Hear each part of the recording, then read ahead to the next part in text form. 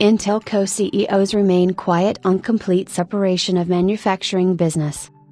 After Intel's former CEO Patrick Gelsinger left the company earlier this month, the firm's two co-CEOs have shared additional details about separating its chip manufacturing and design divisions. Intel is the only firm in the x86 chip industry that is an integrated company, meaning that it designs and manufactures its chips.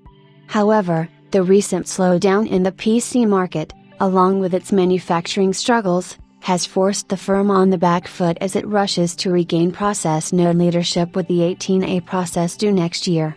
At a Barclays conference earlier today, Intel's CEOs shared that its product and foundry businesses are already separate in a lot of aspects but left open the question of a complete question. Intel co-CEO Michelle Johnston Holthaus does not see the logic behind completely separate foundry and product business when asked about whether Intel's next-generation 18A manufacturing process's success is tied to the integration of Intel's foundry and product business. The two executives highlighted how the two businesses were already pretty separate but refrained from commenting on a full separation. Intel's co-CEO Michelle Johnston Holthaus outlined that the business is already run fairly independently as product CEO makes their decisions. Foundry makes their decisions. A key differentiator for both these businesses over the long term is making great products with the great process technology that we have first access to, believes Holthaus. However, she doesn't think it makes pragmatic sense if the businesses are completely separated and there's no tie.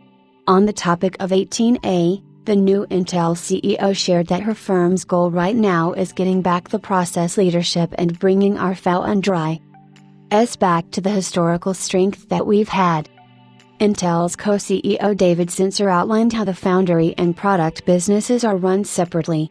He started out by sharing that Intel is already on the path of creating a subsidiary for Intel Foundry as part of the overall Intel company.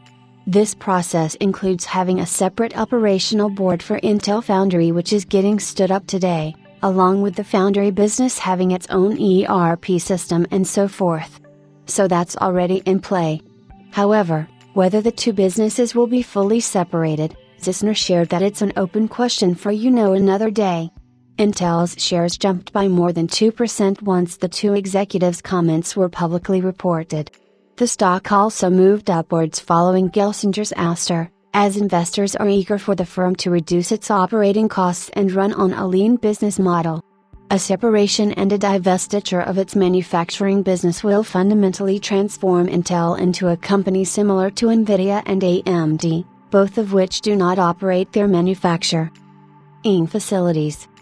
In AMD's case, the firm manufactured its chips up until 2008. When it decided to spin off the manufacturing division into what is now GlobalFoundries.